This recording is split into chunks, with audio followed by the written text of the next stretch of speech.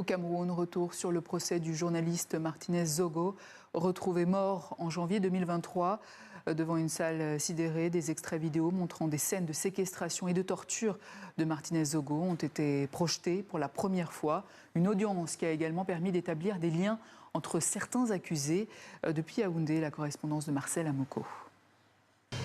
L'affaire Martinez Zogo a en effet connu un tournant décisif avec la déposition de l'expert en cybersécurité commis par le tribunal militaire de Yaoundé qui a permis de revivre les dernières heures du journaliste à travers la projection d'une vidéo insoutenable où l'on voit Martinez Zogo torturer et supplier ses bourreaux avant de succomber. L'expert qui s'appuyait lors de sa déposition sur l'exploitation des téléphones portables de certains accusés qui lui ont été remis a permis d'établir de manière irréfutable des relations entre le lieutenant-colonel Justin Danoué, cerveau présumé de ce crime, et des prévenus comme l'homme d'affaires Jean-Pierre Amougou Belinga, sans toutefois tirer de conclusion sur le rôle de ce dernier dans l'assassinat du journaliste. Une déposition qui marque une étape décisive dans la recherche de la vérité dans cette affaire, selon Maître Claude Assira.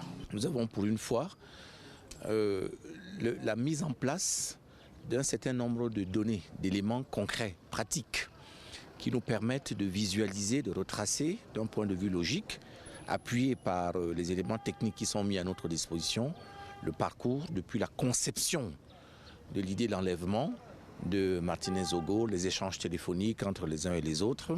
Le corps sans vie de Martinez Zogo, connu pour ses critiques acerbes contre certains pontes du régime dont il dénonçait la corruption et les détournements de deniers publics, avait été retrouvé à la périphérie de Yaoundé le 22 janvier 2023. Son procès se déroule devant le tribunal militaire de Yaoundé depuis le 25 mars 2024. 17 personnes, dont une dizaine d'éléments de la DGRE, le contre-espionnage camerounais, comparaissent devant le tribunal militaire de Yaoundé pour des accusations de torture, de complicité de torture et de complicité d'assassinat, entre autres. Le procès a été renvoyé au 22 et 23 juin prochain.